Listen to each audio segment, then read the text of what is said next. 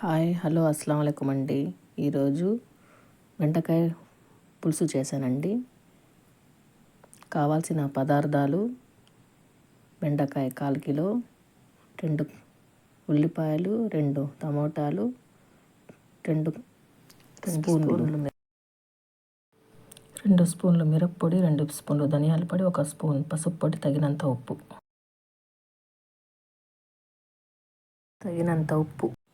ముందుగా స్టవ్ వెలిగించినాక ఆవాలు, ఉద్దిపప్పు వేసి ఎర్రగడ్డలు, టమోటాలు ఆ తర్వాత కొద్దిగా మెత్తగా పడినాక టమోటాలు, ఎర్రగడ్డలు, మిరప్పొడి, ధనియాల పొడి, పసుపు పొడి వేసి కొద్దిగా మెత్తగా చేసి ఆ తర్వాత బెండకాయలు కూడా వేసి కొద్దిగా ఫ్రై చేసి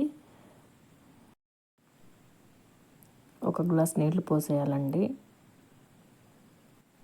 ఒక 10-15 నిమిషాలు కొద్దిగా మెత్తగా పడినాక బెండకాయలు కొద్దిగా మెత్తగా పడాలండి. 15 నిమిషాలు ఉడికినాక ఇప్పుడు కొద్దిగా మెత్తగా పడిపోయినాయి. చింతపండు పులుసు వేసి ఒక 10 నిమిషాలు బాగా ఉడికినాక రెడీ అండి. మీరు కూడా మీ ఇంట్లో ట్రై చేయండి.